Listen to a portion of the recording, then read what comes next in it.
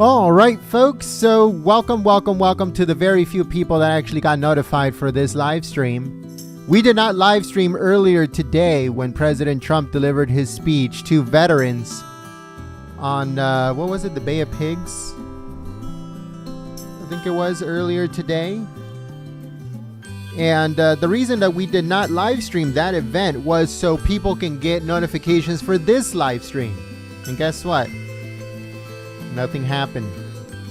People are still not getting notifications. If you did get a notification, it's because you are probably one of the 1%, very, very tiny percent that actually got notified. I'm going to say 1 in 10 people get notified nowadays. So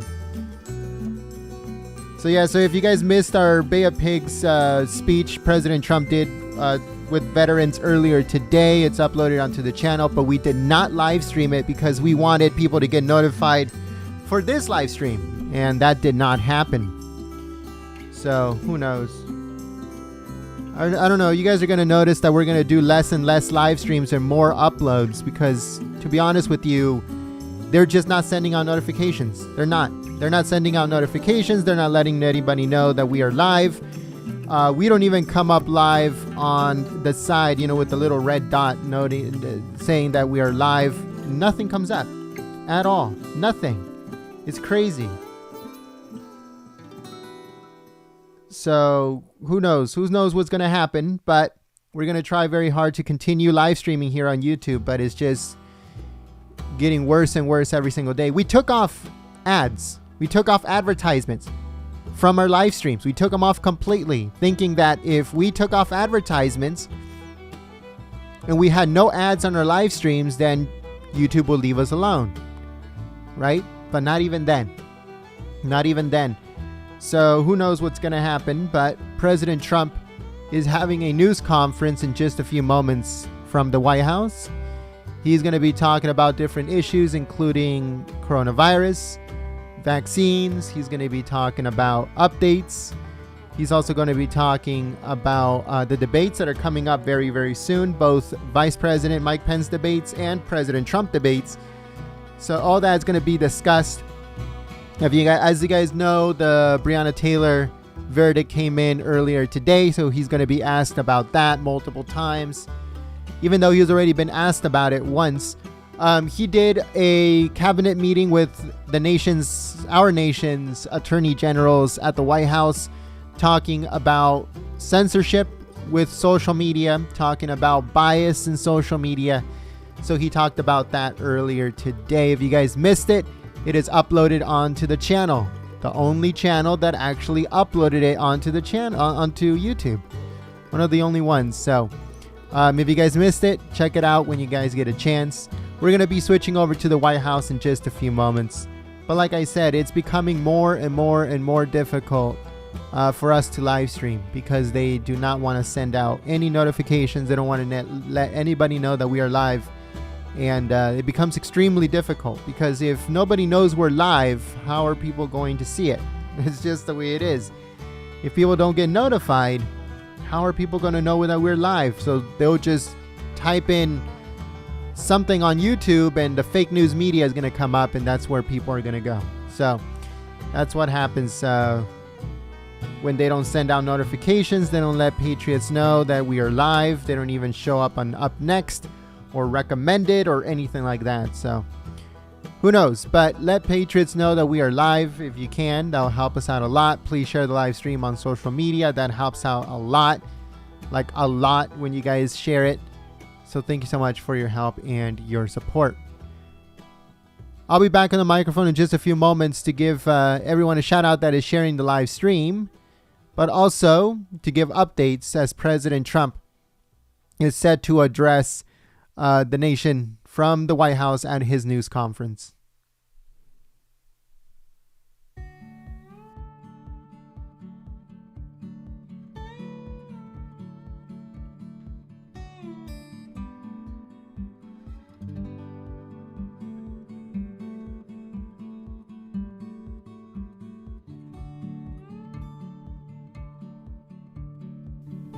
And for those that are wondering, how do we know who got notified and who did not when it comes to live streams, we are told by YouTube themselves, we are told 1% got sent a notification, 2%, 3%, 4%, or 5%. If Patriots get notified for a live stream or a video upload, then the number is between 3 and 5. 3% got notified, up to 5% got notified. There's really very, very rare if more than 3% get notified of your total subscriber account. But this time, for this live stream, up to this point, less than 1% got notified. So, less than 1% of 420,000 subscribers got notified. So if you did get a notification, then you were one of that less than 1% that got notified, and I think that's awesome. But at the same time, if Patriots don't know that we're live, they're going to tune into the fake news media. So let's see what happens.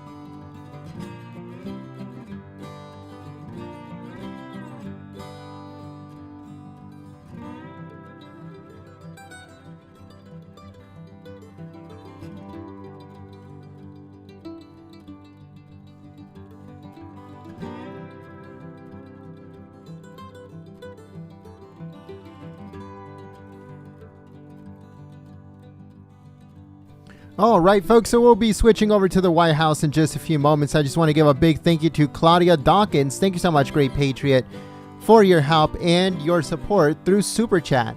Your Super Chat donations help us continue operation here on YouTube. So thank you so much for your help and your support. We also want to give a big shout out to all the Patriots with the Trump hats next to the name in the chat. Because of you, Patriots, we're able to live stream this event to Patriots all over the country and all over the world. We hope that you guys are sharing the live stream on social media, because we need your help now more than ever before. We really need your help now, folks. I don't know if you guys saw the video upload of President Trump meeting with attorney generals regarding social media censorship. If you guys checked that out, if you guys tuned in to our video upload, then thank you so much for being awesome and choosing Golden State Times as your news source. But President Trump talked about revamping some old laws and also revisiting some other statutes that they can use to keep social media companies like Twitter and Facebook and others accountable for what they're doing. As in reality, they are the ones that are meddling in the 2020 election. They are the ones that are truly meddling in the 2020 election. We're talking about Facebook, we're talking about Twitter, and we're talking about YouTube. YouTube is a huge one. As you guys can see with our live stream, it's 100% censored. It's shadow banned, or whatever you want to call it. Censored, shadow banned, blacklisted, whatever you want to call it, our live stream is that right now. Even though we took off advertisements. We took off all of the advertisements thinking that YouTube was going to leave us alone if we took off advertisements, but it looks like it's not that way at all. It looks like they keep messing with us, so who knows?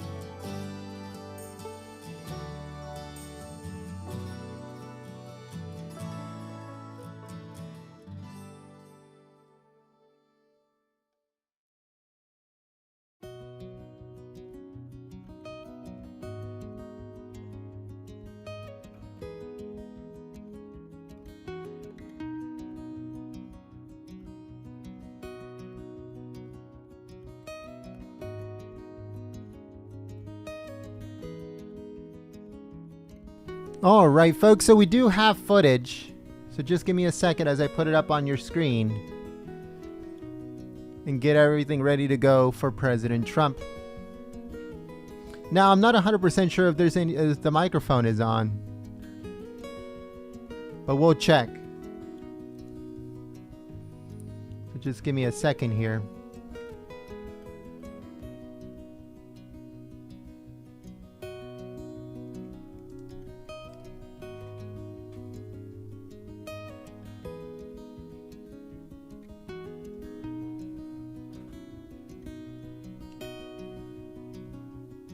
All right, here we go.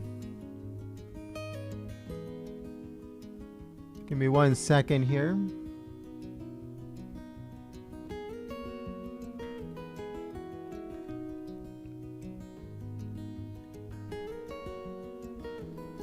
All right, so here we go. This is live footage from the White House press briefing room.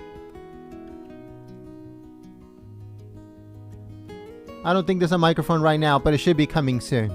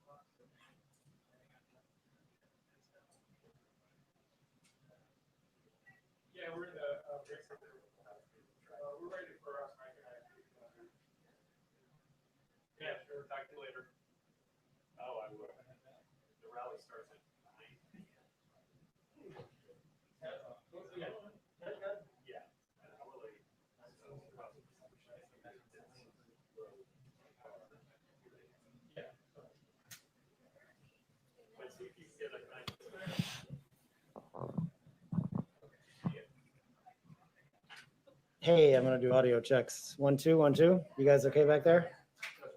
1, 2, 3, 4, 5, 6, 7, 8, 9, 10. Got me? Okay. You right back there, Ed, or is anyone? You okay? 1, 2, 1, 2. I know. Okay. Thanks. You all right? Do you need to focus or something? You good?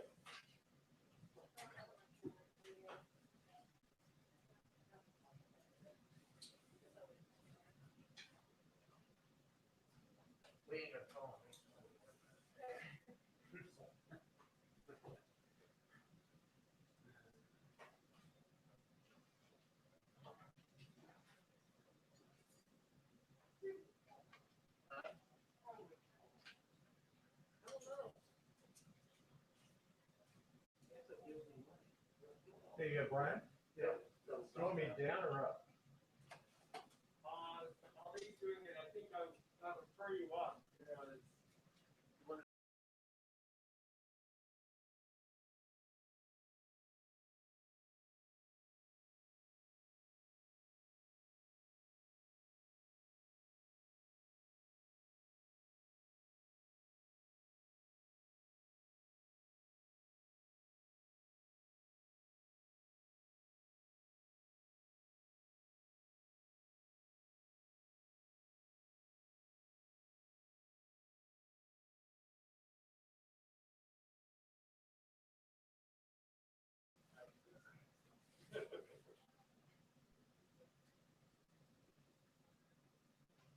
Okay.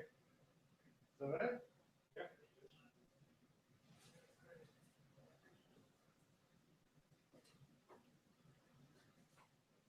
You need a focus handle? Yes, please.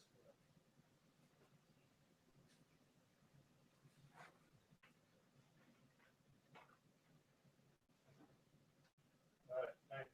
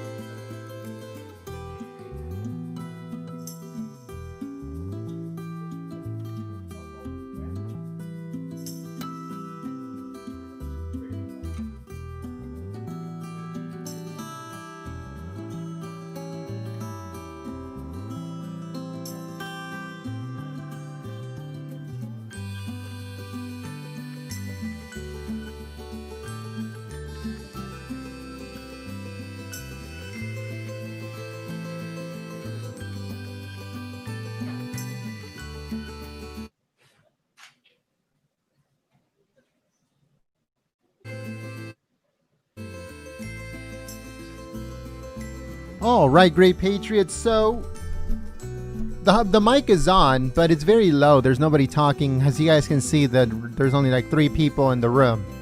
So as soon as we get a little bit more chatter, then we'll turn off the music. But for now, there's really nobody talking, nobody really doing much. Everybody's just waiting for right now. So let's see what happens. But please share the live stream on social media and don't forget to click the thumbs up button. The mic is on, but there's just no one talking.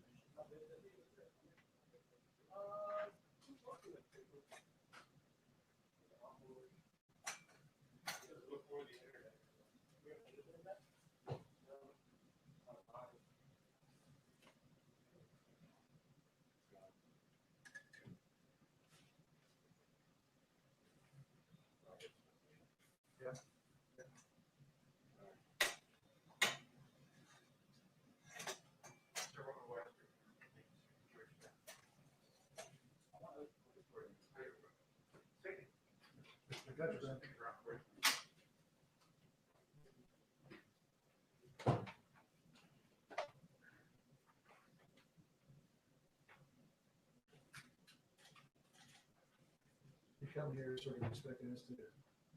That's what I'm talking. Every time I do that. What was it, Scotty said, fool me once, shame on me. You know, Fool me twice, won't get fooled again. such a good habit.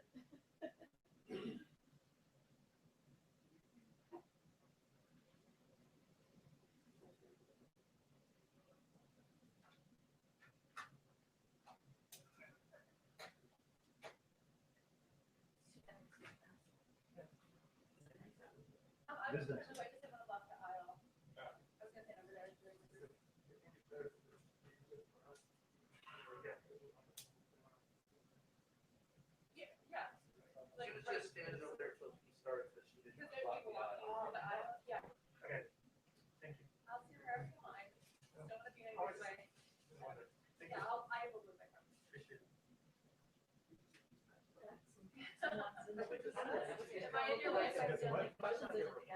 Yeah, yeah, well.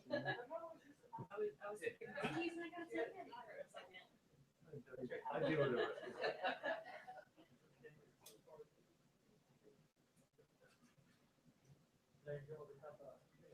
See, I don't like to engage in the shouting games.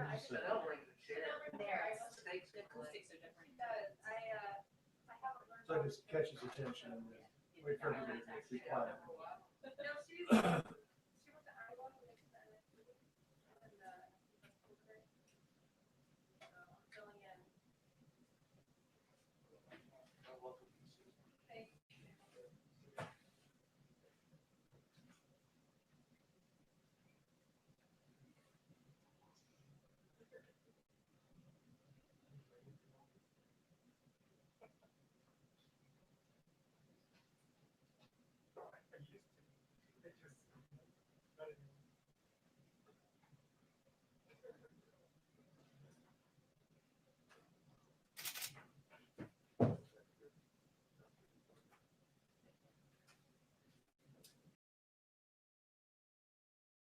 All right, folks, give me a second here. I need to fix something. Give me a second. I need to fix something real quick, and then I'll put the footage back onto your screens. All right, let's fix this. And then we can really be ready for President Trump once he comes out.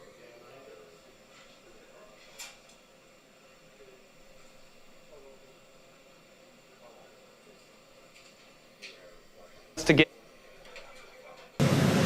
All right, there we go.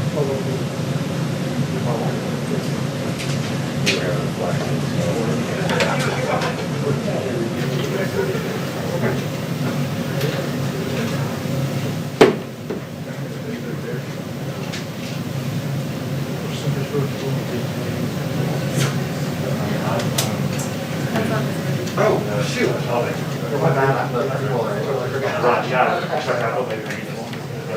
Sorry about that. steady.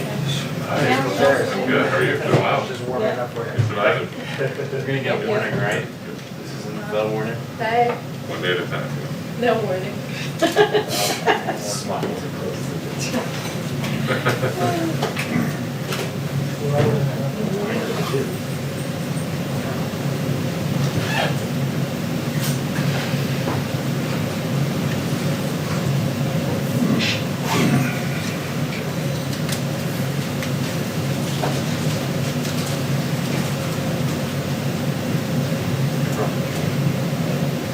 Oh, want to put it there? Yeah, just put it, lay it in the counter. I never did. Yeah. You told me about that. Yeah. Yeah. I don't know why. Yeah, you should. Yeah, I should, you're right. You're still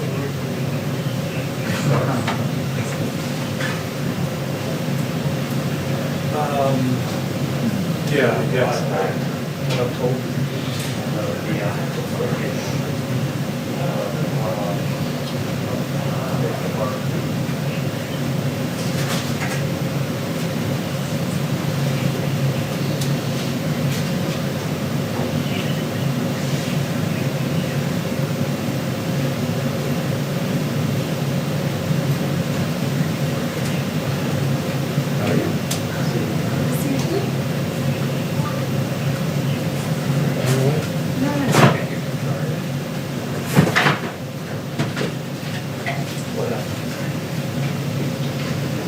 Sure.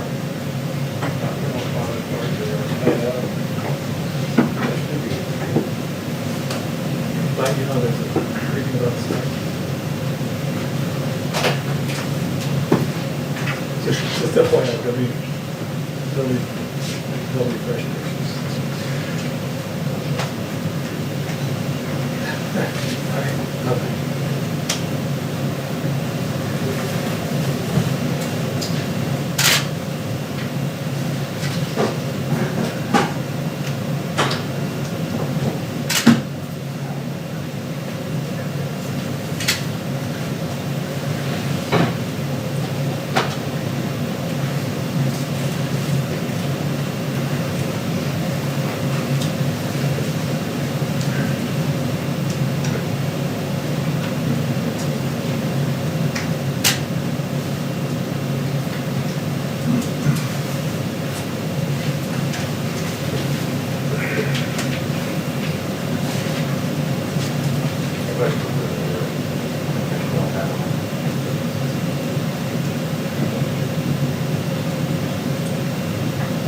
Yes, sir.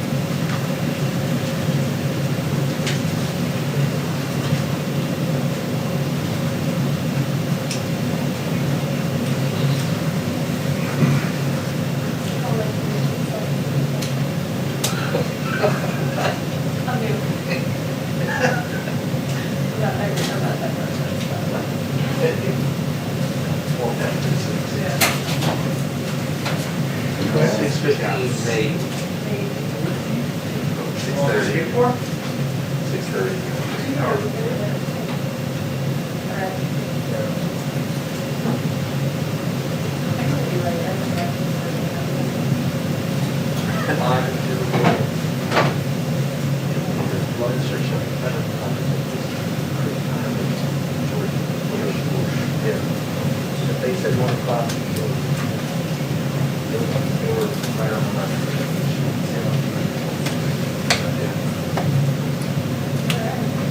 But every other one I've ever been to.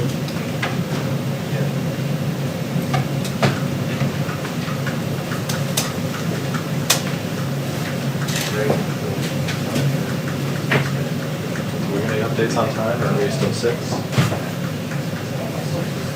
No updates. I was just too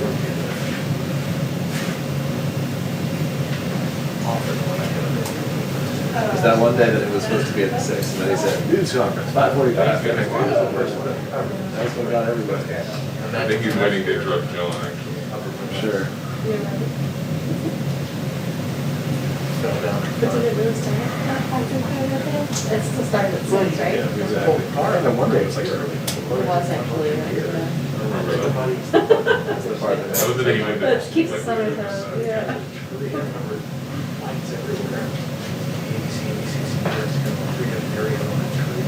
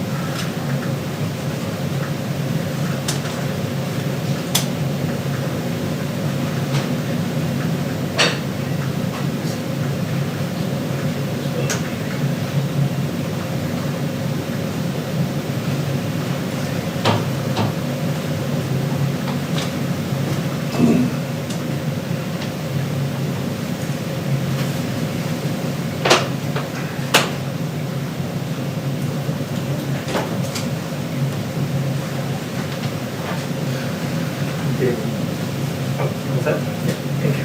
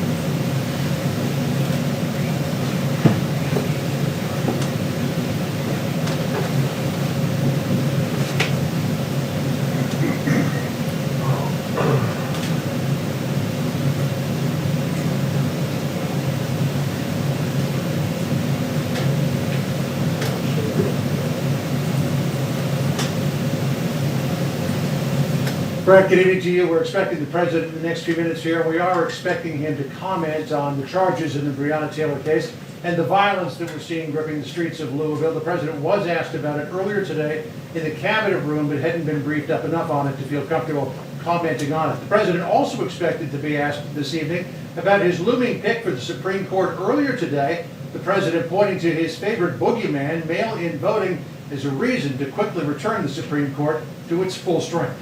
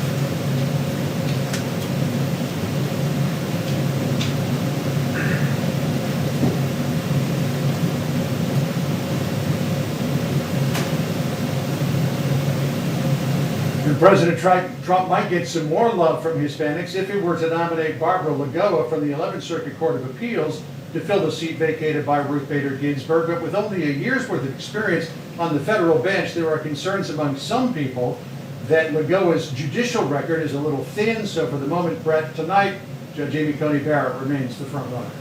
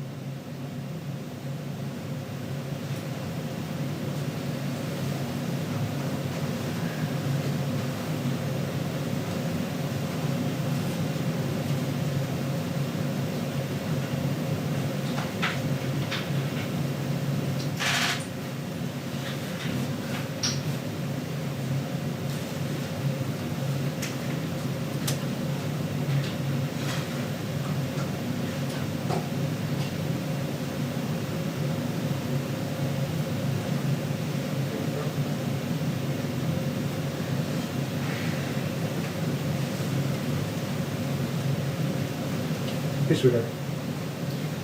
Yeah.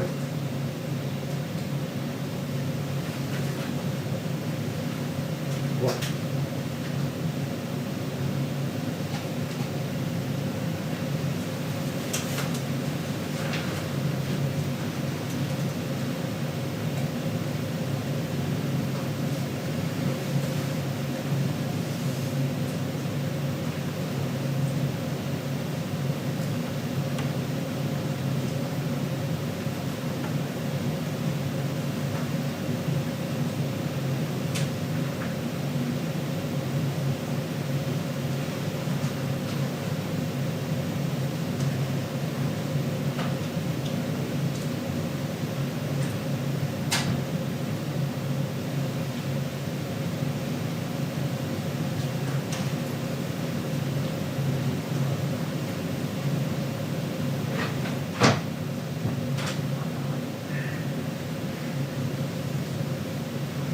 Two-minute warning.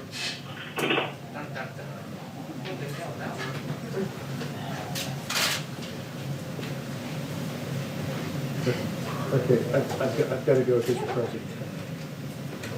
That's why you're here. I mean, all I needed to do was walk in. Wait for you.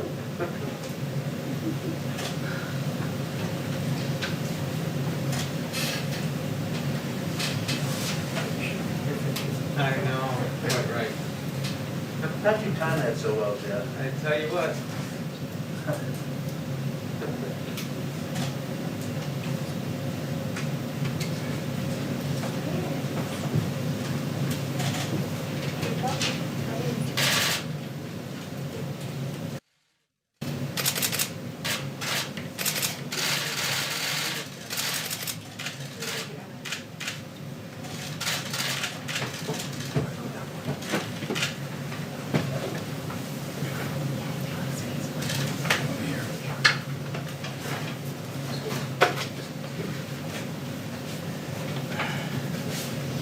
All right.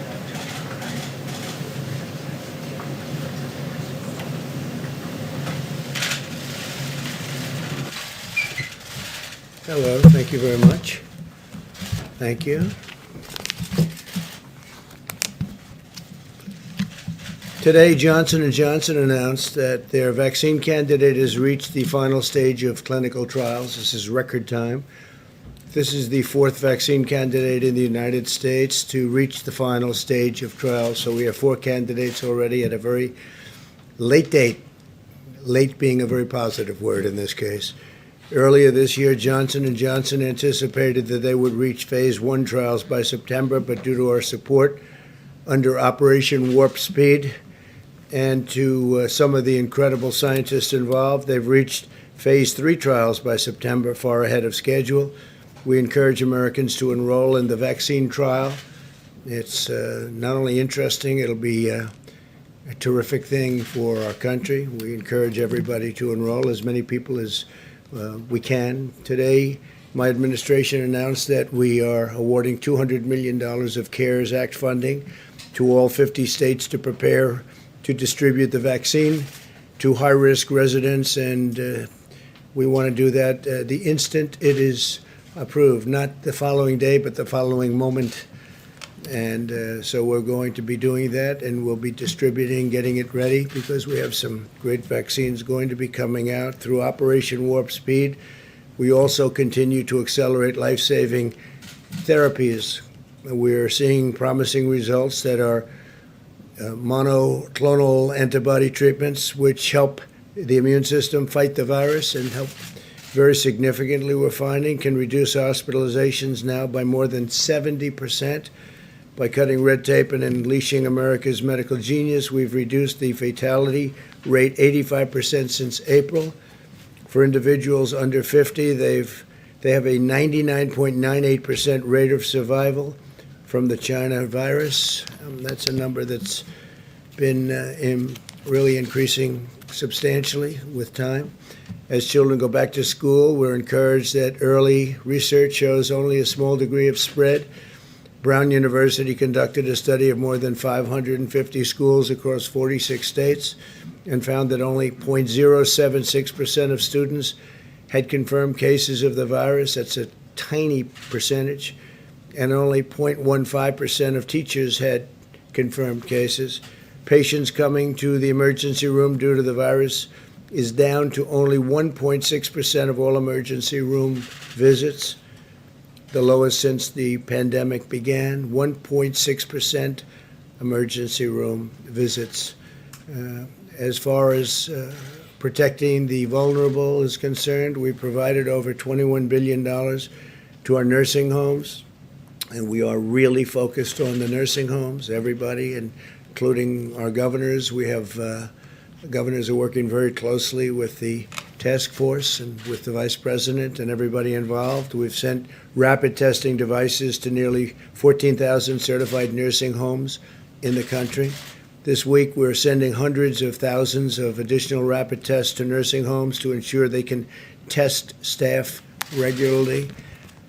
And the staff now is being tested on a very, very powerful and on a regular basis, but very strongly at the finest level, the highest level, and the best tests. We're encouraged that the number of Americans getting the flu vaccine is increasing by roughly 50% compared to last year. It's substantially up. The flu, when it's mixed with COVID or China virus, is going to be very interesting to see what happens, but that can drive numbers, and we just don't know what that will be yet, but you'll have flu numbers and you'll have some COVID numbers. I think we're rounding the turn very much. You see what's happening in Europe, however. They have a very big spike. Countries that we thought were doing well aren't doing well. They had some very big spikes, a very big surge. Months ago, we increased our nation's procurement of the flu vaccine by 66%, and we ask Americans to go get their annual flu shot as early as possible. It's possible, I would imagine, Scott, that the flu can get mixed up with the virus, and people can think it's the virus when actually it's another flu season coming on. And I don't know. I hope they can keep them separate. Can they keep them separate? We hope so. I doubt they will. It's going to be a very interesting time. But we have a flu season coming up. We've had some flu seasons which are really massive over the years, over many years, and we have some that are much less so. But it's still significant, so I hope they can separate them because it's pretty close. In the past 4 months, we've created 10.6 million jobs. We cut unemployment rate nearly in half. The unemployment rate is cut nearly in half. Larry Kudlow is here. He'll be discussing that in a little while. Retail sales are up 121%. That's far above what we thought. Manufacturing is up 61%. That's also above our schedule, and our schedule is a heavy schedule. Automobile production is up sixfold. Home builders' sentiment is at the highest level in history. That's an amazing statement, Larry, the highest level in history. That means people are thinking good thoughts. Home sales are at the highest level in nearly 15 years. Small business optimism is higher than any time under the last administration, substantially higher. Small business optimism higher than at any time over more than the last administration. Today, I was proud to award 9 companies and organizations with the first ever Pledge to America's Workers Presidential Award. This award recognizes outstanding training programs that are giving Americans the skills to hone a trade and earn a great living. Great people. Over 400 companies have competed and committed to 16 million training opportunities for the American worker. And it's really been amazing. We've created the fastest economic recovery in American history. You are witnessing it. You're part of it. Our approach is pro-science. Biden's approach is anti-science. If you look, I don't think they know what their approach is, although a lot of it's copied from what we've done. Biden opposed the China travel ban and the Europe travel ban. And the strategy that they have is just never-ending lockdowns. We're not locking down. We're actually growing at a rate that we've never experienced before. But they're talking about if you have a question, just lock it down. We're not doing that. And you can't do that. Our plan will crush the virus. And actually, Biden's plan will crush America if you think about it. You can't lock down. Again, we're growing at levels that nobody's ever seen before. Our plan is unleashing a rapid recovery. Our opponent's plan would hurt America very badly, send us into a depression. And with all of that being said, we are going to be having a very exciting Saturday at 5 o'clock in the Rose Garden, where I'll be putting forth my nominee for Supreme Court Justice. And I think it will be a great nominee, a brilliant nominee. As you know, it's a woman. We brought it down to 5 women. It's time for a woman to be chosen with everything that's happened and with Justice Ginsburg's passing.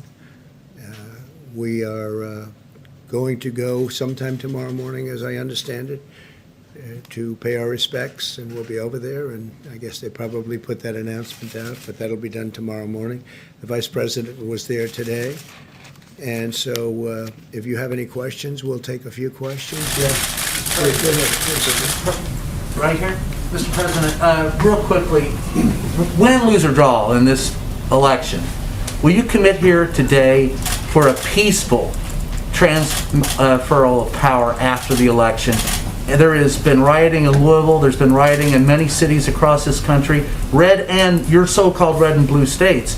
Will you commit to making sure that there is a peaceful transferal of power after the election? Well, we're going to have to see what happens. You know that I've been complaining very strongly about the ballots, and the ballots are a disaster. I understand that, but people are rioting. Do you commit to making sure that there's a peaceful transferal of power? We want to get rid of the ballots, and you'll have we'll have a very peaceful. There won't be a transfer, frankly. There'll be a continuation. The ballots are out of control. You know it. And you know who knows it better than anybody else? The Democrats know it better than anybody else. Go ahead. Mr. President, the second question is, will you... Please, go ahead. Why won't you... You asked the question. Why won't you... Mr. President, do you go after the Russians? Say it. Mr. President, do you plan to meet with Barbara Lagoa at the White House? I cannot hear you through your mask. I'm sorry. Do you plan to meet with Barbara Lagoa in Washington, and is she still on your short list? She is on my list. I don't have a meeting planned, but she is on my list. Do you have But I don't really talk about the meetings planned. I speak to people, I talk to people, but I don't have a meeting planned, no. Do you have a response to the governor of Missouri testing positive for coronavirus? I didn't know that, no. Yeah. Yeah, Joe. Mr. President, we asked you earlier today about the Breonna Taylor case. Yes. Could you comment now? I assume you've been briefed on the charges in the Breonna Well, I thought Taylor it was case. really brilliant. Kentucky Attorney General Daniel Cameron is doing a fantastic job. I think he's a star. And he made a statement that I'll just read. Justice is not often easy. It does not fit the mold of public opinion, and it does not conform to shifting standards. It answers only to the facts and to the law. If we simply act on emotion or outrage, there's no justice. Mob justice is not justice. Justice sought by violence is not justice. It just becomes revenge. I mean, I heard that. I said, write that down for me, please, because I think it was a terrific statement. He's handling it very well. You know who he is, right? I think you know. I think everyone now knows who he is. I will be speaking to the governor, and we have a call scheduled to make very shortly with the governor. I understand he's called up the National Guard, which is a good thing. I think it's a very positive thing, and it'll all work out. Can I just follow on your Supreme Court nominee? It's highly unlikely that any Democrats will vote for your nominee when it comes to a vote in the Senate. We don't know. Given the posture, A good candidate. I think that's a pretty safe assumption. But on that point, would you want to nominate someone who, in their confirmation to the appellate court, received broad bipartisan support, or would you be more inclined to put forward somebody whose confirmation fell along party lines? I can't tell you what's going to happen with the Democrats. I can say this, the person that I will be putting up, and I won't say that I've even chosen that person yet. I could say any one of the 5. They're outstanding women. But the person I'll be putting up is highly qualified, totally brilliant, top of the line academic student, the highest credentials. All of them have that, but the highest credentials. And you'll see on Saturday who that is. I can't imagine why a Democrat wouldn't vote for this person. But you may be right. Mr. President. I'd bet on you. Mr. President. Probably bet on you. Yeah, please, go ahead. Thank you very much. No, not you. Right here. Thank you, Mr. President. Prince Harry and Meghan Markle chimed in on the U.S. election and essentially encouraged people to vote for Joe Biden. I wanted to get your reaction to that. I'm not a fan of hers. And I would say this, and she probably has heard that, but I wish a lot of luck to Harry, because he's going to need it. Yeah, please. Mr. President, the FDA is reportedly considering stricter guidelines for the emergency authorization of a COVID vaccine. Are you okay with that? Well, I tell you what, we're looking at that. That has to be approved by the White House. We may or may not approve it. That sounds like a political move, because when you have Pfizer, Johnson & Johnson, Moderna, these great companies coming up with the vaccines, and they've done testing and everything else, I'm saying, why would they have to be, adding great length to the process? We want to have people not get sick. The vaccine is very important. It's the final step. I believe it's going to be the final step. And no, we're looking at that, but I think that was a political move more than anything else. Follow up on that, sir. It's designed to improve trust in the vaccine. Do you think that's not needed? Well, I have tremendous trust in these massive companies that are so brilliantly organized in terms of what they've been doing with the tests. I mean, I don't know that a government as big as we are could do tests like this. We've made it possible for them to do the tests in rapid fashion. But when they come back and they say that we have something that works and absolutely works, and they're coming back with great numbers and statistics and tests and everything else that they have to come back with, I don't see any reason why it should be delayed further, because if they delay it a week or 2 weeks or 3 weeks, that's a lot of lives you're talking about. Scott, would you agree with that, or how do you feel about that?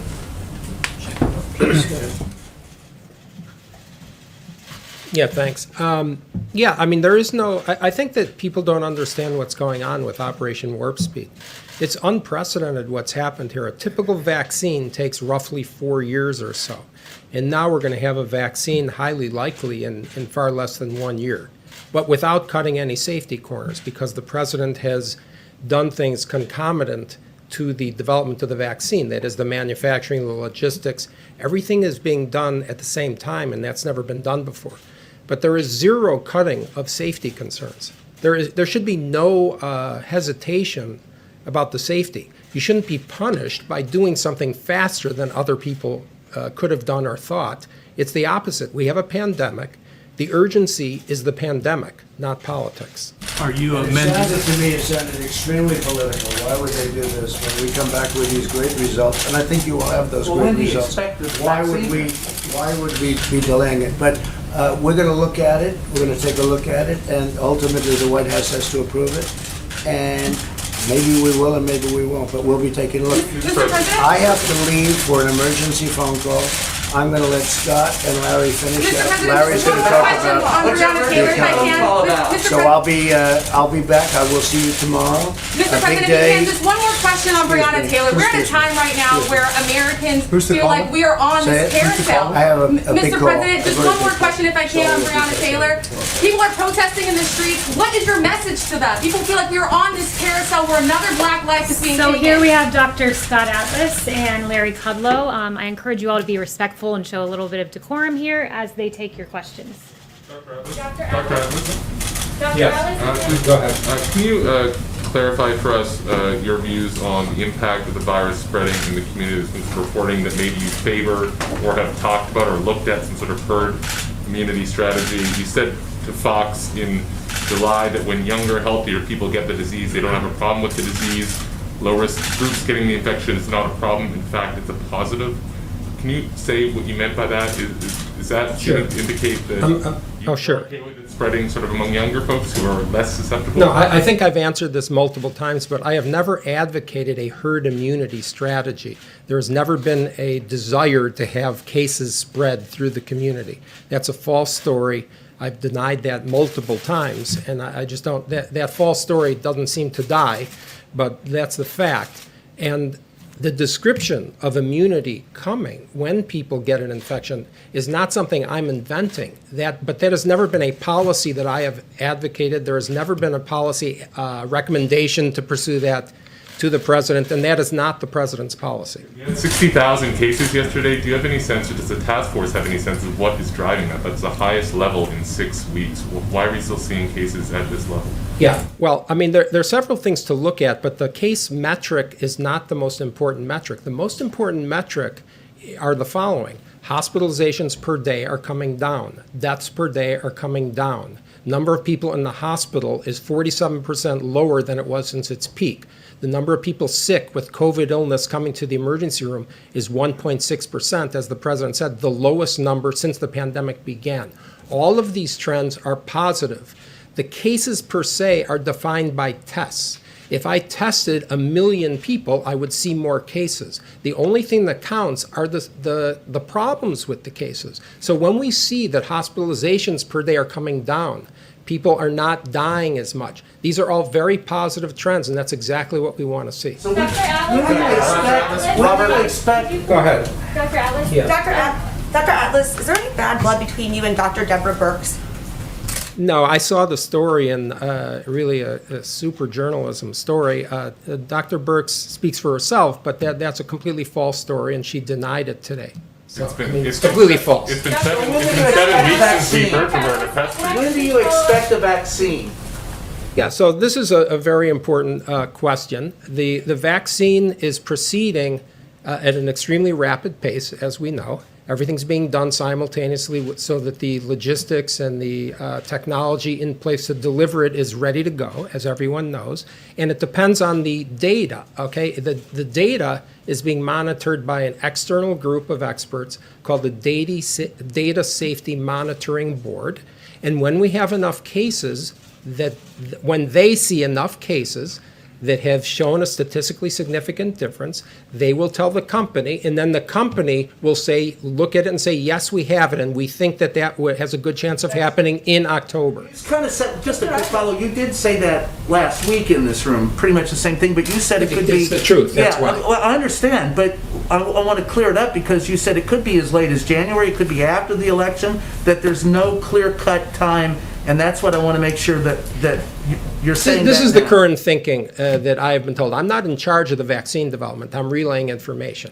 And what I've been told is exactly what I said, and there will be 100 million plus doses available by the end of this year. It is highly likely we will have a vaccine before the end of the year, and it is also likely that we will say the data is good, we have the vaccine, and then it will be submitted, of course, for approval and authorization sometime in October, but it depends on the data. No one can really say with certainty when it's coming. That's just impossible.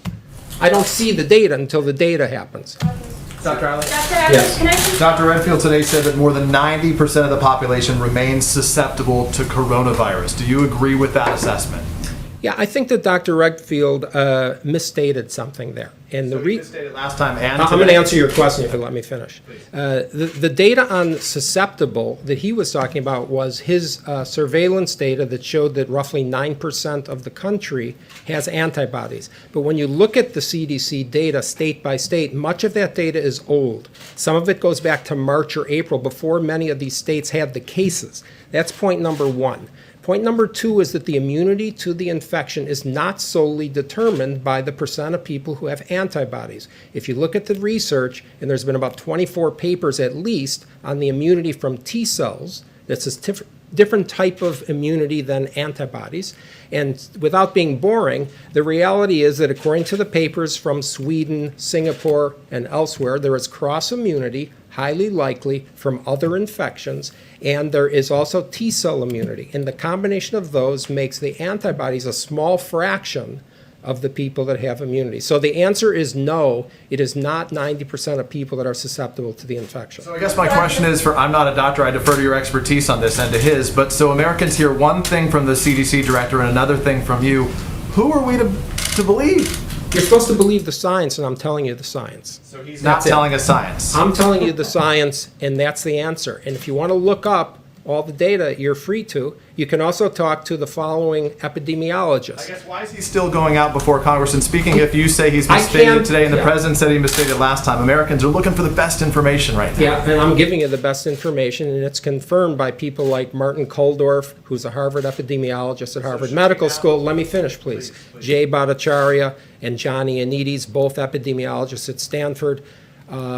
Professor Gupta, University of Oxford. These are people who know the latest data on the immunology and what's happening, and I just recited it to you. I'm going to give Scott a little time off. I'm just going to give Scott a little time off. I want to reinforce some of the things that President Trump said about the economy because that's very much a key part of the story. We got some new numbers out late last week and this week, and I wanted to underscore that. If we can get the charts back up, I want to show you some more examples of the V-shaped recovery. Actually, I can jump in here. This is from the Census Bureau report, change in the number of people living in poverty. During President Trump's first 3 years pre-pandemic, 6.6 million fewer people, 6.6 million fewer people were living in poverty. What's the number post-pandemic? And the What's the number post-pandemic? well, we'll have to wait and see on that. We're just More beginning. accurate. Would that be more And accurate? let me go to the under the Obama years, 787,000 people moved into poverty. So that's a problem. And we have the second chart. Isn't that an If old we can chart, get though? up. No, this is a brand new. This stuff just came out late But last what do week. you want to add what's happening right now? If I may, okay. I just like accurate information. This is the accurate information. Doesn't it say It's not 2019, Larry? This is from the not Census 2020, Bureau, it's like and it right just now. came back. Well, Yeah. let me just go back into this. 3 years in the President Trump's presidency, under his policies, real family income, this is probably the best measure of living standards there is, real median household income grew by over $6,000. That is 5 times the rate of the 8 years of the Obama administration. I hear people ask me legitimate questions, I respect that this is some kind of, has been a K-shaped recovery, where only the wealthy did well and the bottom did not do well. In fact, this is the middle, real family income. And I will add to that, not only was this 5 times higher, but the biggest gains came in the lower income levels, significantly higher than the top 1% or the top 10%. Now, let me hit another chart, put this up, see where we're sort of doing this by field. Go ahead, more charts. There we go. Back to the V-shaped recovery. You've heard me speak about this. I just want to underscore. We got new production numbers this week. This is a V-shaped recovery in automobiles, a key sector of the economy. And we had additional numbers on housing that I'd like to show, confirming the V-shaped recovery. Housing. There we go. We're at an all-time high in home builders' sentiment. All right, it's a very important leading indicator. A clear V-shaped recovery, and if anything, it's strengthening. And finally, I think the last chart is on existing home sales. Here it is, their highest reading in 14 years. So I just want to say we have more work to do with respect to the recovery and return to economic health. We have more work to do. There is still hardship and there is still heartbreak. But the numbers coming in. Do you know how many Americans are living in poverty right now, the numbers, today? Actually, that won't be that won't be reported. I can only wait until the Census Bureau. I don't know if you cover this beat or not. A number of Americans living in poverty right now. Do you happen to know that answer? No. Because we're getting you don't know. I that. will wait. You're an economic advisor and you Yes, don't know that. right. If you'll just stop nitpicking and let me explain to you. I don't want a These history lesson. numbers, I want to know what's happening well, you today. should have a history lesson too. It will help you understand. But I'm going to say to you, these are Census Bureau numbers, the most accurate, comprehensive. They are not out yet. So I'm giving you the ones that were released late last week. They're the most up-to-date numbers. And under the president's policies of lower taxes and regulations and energy independence and better trade deals, we've had a phenomenal increase in living standards. 5 times what the prior administration had for 8 years, and we're proud of that. And this is a topic that will come up again and again. Second point I want to make is while living standards went up, poverty went down and inequality went down.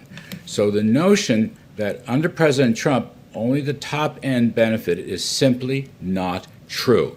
These are facts from the Census Bureau, and they are backed up by many other facts that we've talked about, as I've discussed with those of you. And then finally, the V-shaped recovery. We've got more work to do on unemployment and employment, no question about that. I think this is a self-sustaining recovery, as I've said. We would welcome some additional assistance in targeted areas, particularly getting back to school and working on COVID-related safety precautions and health precautions.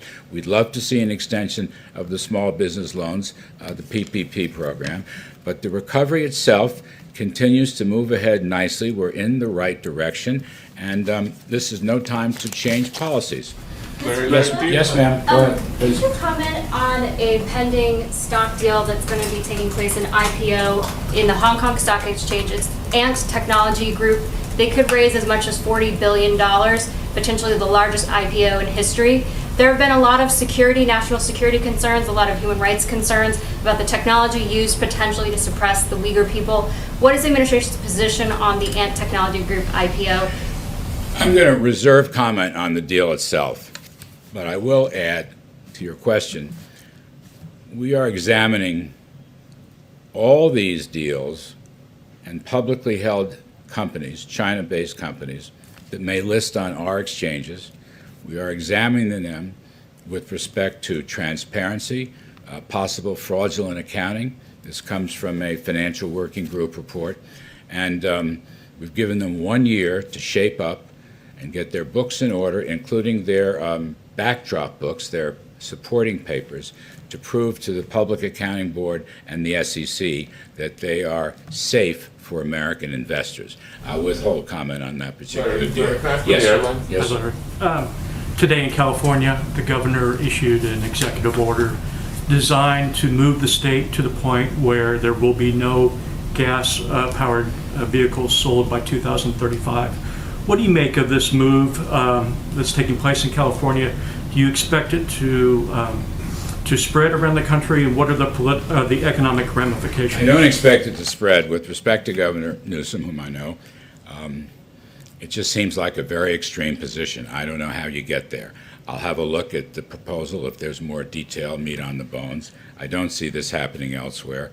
I don't think we should be taking any steps to get rid of fossil fuels, for example. And by the way, there should be consumer choice for all automobiles, and that includes electric automobiles.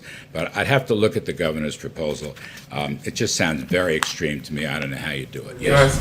Larry, do you think that the fight now over the Supreme Court nominee is going to have a major impact on the possibility to get PPP extended? And what impact will that have on the economy if, for example, aid for airlines does not get extended in October? You know, it doesn't have to interfere. I mean, you can walk and chew gum at the same time. They operate on different lanes legislatively. So I guess that's my take. We would like very much to help the airlines. We've told them that. You can't run a healthy economy without the airline channel. And we'll see what has to be done there. With respect to possible legislation or even possibly with respect to executive administrative action. We will take a look on that. Again, you've heard me say, I don't think this recovery right now is dependent on an additional assistance package. But there are a number of targeted areas in that package, including airlines, most particularly small business loans and getting back to school, that I think would be a big help. And I just don't see if you can have agreement on 4, 5, or 6 measures, which is what's been happening, even though you don't get the whole deal, why not do it? It'll help Americans move ahead in terms of the recovery. Last one. Yes, do you think that we need another broad stimulus package, or do you think? Do I think there's what? Do you think the U.S. needs another broad stimulus package, or do you favor sort of a la carte type measures like on airlines, for instance? Yeah, I would say to you, sensible, efficient, targeted measures might be very helpful. I don't think we need another gigantic multi-trillion-dollar package. And as I say, you know, the latest numbers coming in are looking very good. The V-shaped recovery, I mean, The Atlanta Fed GDP Now model is showing over 30% growth in the third quarter. The blue chip forecasters are well over 20%. Our view has been 20% plus. We'll see. We'll get that number in due course. I'm just saying, let's be smart about some of these assistance measures. Thank you. Do anything more with that kneecap thing? Haley, has the president spoken to the family of Breonna Taylor? Is that a yes?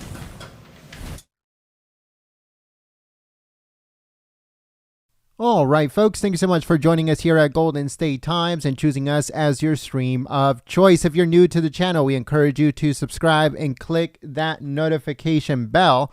We cover the president fairly and completely 24/7, 365. We would like to give a big welcome and a thank you to all the patriots who subscribed to the channel and clicked that bell today. Welcome to the underground, because we are not the mainstream media. We don't want to be the mainstream media. We are not the mainstream media's friends. We are not on the same team as the mainstream media, as they, meaning all of the mainstream media. They want to slander. They want to twist and turn everything and the president says and everything that he does. But here at Golden State Times, we show you raw footage of what he is doing and what he is saying, so you can come up with your own conclusion. Thank you so much once again. And if you want to be part of that and you want to be part of this movement, then make sure you subscribe and you click that bell. Also, don't forget to follow us on Twitter at Gold State Times.